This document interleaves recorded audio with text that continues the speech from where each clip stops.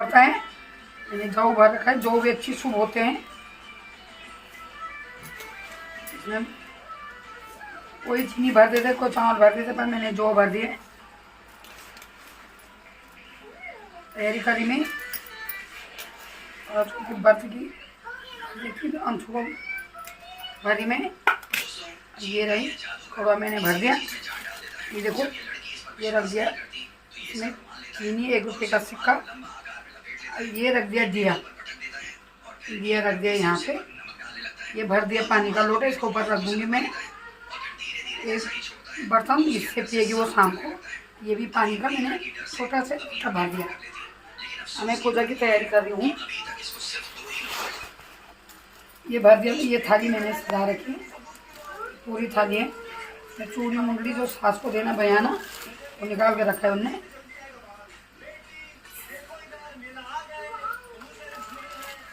अभी सिल्क ये थालियाँ मैंने सजा रखी है यहाँ पे पूजा के लिए। मैं रखूँगी यहाँ पे कांच की थाली में रख दूँगी। थोड़ा तेल है, सेब है मिठाई का, ठीक है। ये रख दूँगी देवस्थान में इधर गणपति के सामने। इसका ज़्यादा रहता है ये पूजा का माहौल।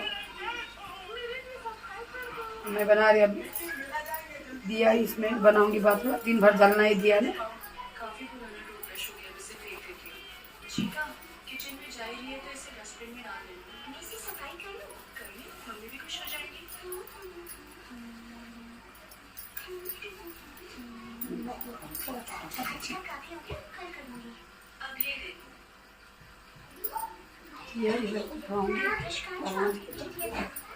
भर देती इसमें तेल।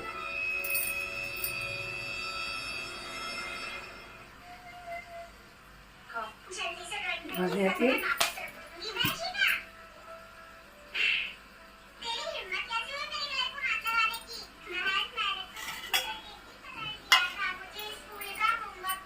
इसमें राधा जी में रोली,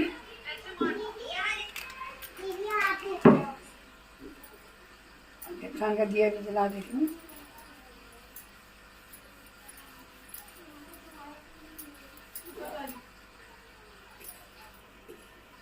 मैं फुल तैयारी पूजा की शाम को बच्चे लोग करेंगे।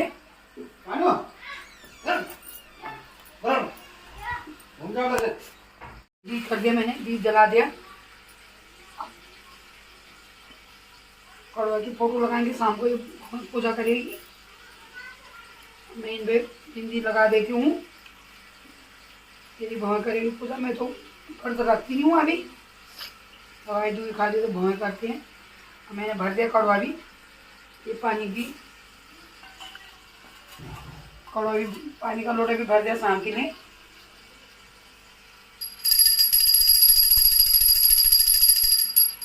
बस कड़वा माता तुम लोगों को भी सुख शांति रखी। कमेंट बॉक्स में जरूर रखना जय कड़वा माता।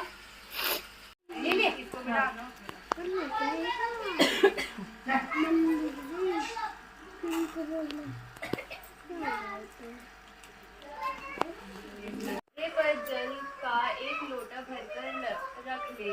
फिर वाइना काढ़ने के लिए खांड का मिट्टी का करवा ले और उसमें गेहूं भर दे और ढक्कन में चीनी भर ले।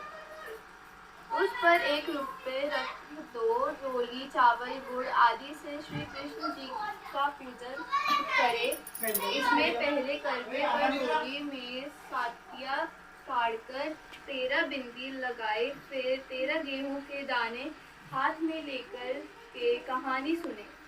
कहानी सुनने के बाद करवे पर हाथ फेरकर अपनी सास के पैरों में पड़कर वो करवा अपनी सास को दे दे।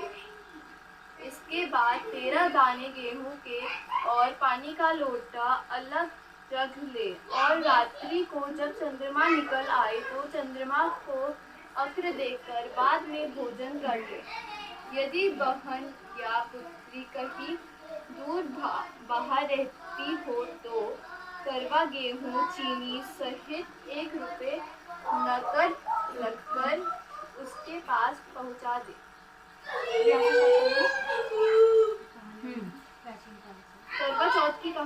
प्राचीन काल में एक करवा नाम की स्त्री महान पतिव्रता थी, जो अपने पति के साथ नदी के किनारे एक गांव में रहती थी। एक दिन उसका पति नदी में स्नान करने को गया। देवयोग से स्नान करते समय वहां एक मगर ने उसका पैर पकड़ लिया। तब वह मनुष्य करवा करवा करके अपनी पत्नी को चिल्लाकर पुकारने लगा। अपने पति की आवाज को सुनकर उसकी पतिव्रता स्त्री करवा भागी हुई चली आई और उस पतिव्रता ने आते ही मगर को कच्चे सूत के धागे से बांध दिया। मगर को बांधकर वह अपने पतिव्रता धर्म के बल से यमलोक में पहुंचकर यमराज से बोली, हे भगवान, मेरे पति को मगर ने पकड़ लिया है। इस अपराध में आप अपने बल से मगर को नर्क में डाल दो। करवा बोली, यदि आप ऐसा नहीं करोगे तो आपको श्राप देकर नष्ट कर दूंगी। करवा की यह बात सुनकर यमराज भयभीत होकर अंततः उस पतिव्रता के साथ जाकर उस मगर को यमलोक को पड़ा दिया और उसके पति की दीर्घायु होने का आशीर्वाद दिया। उसी दिन से ये करवा चौथ मनाई जाती है और व्रत रखा जाता है। हे करवा माता, जैसे तुमने अपने पति को रक्षा की, ऐसे ही सबके पतियों की रक्षा करे। एक अंधी बुढ़िया थी। उसका एक लड़का और लड़के की बहू थी। वो बहुत गरीब था। वह अंधी बुढ़िया नित्य प्रति गणेश जी की पूजा किया करती थी। गणेश जी साक्षात आकर कहते थे कि बुढ़िया माई, तू जो चाहे सो मांग ले। बुढ़िया कहती, मुझे मांगना नहीं आता, सो कैसे और क्या मांगू। तब गणेश जी बोले कि अपने बहू बेटे से पूछकर मांग ले। तब बुढ़िया ने अपने पुत्र और बहू से पूछा तो बेटा बोला कि धन मांग ले और बहू ने कहा कि नाती मांग ले। तब बुढ़िया ने सोचा, तेरी थोड़ी सी जिंदगी है, क्यों मांगे धन और नाती। तू तो केवल अपने नेत्र मांग ले, जिससे तेरी शेष जिंदगी सुख से व्यतीत हो जाए। उस बुढ़िया ने बैठे और बहू तथा पड़ोसियों की बात सुनकर घर में जाकर सोचा, जिसे बेटा बहू और मेरा सबका ही भला हो, वह ही भी मांग लूं और अपने मतलब की चीज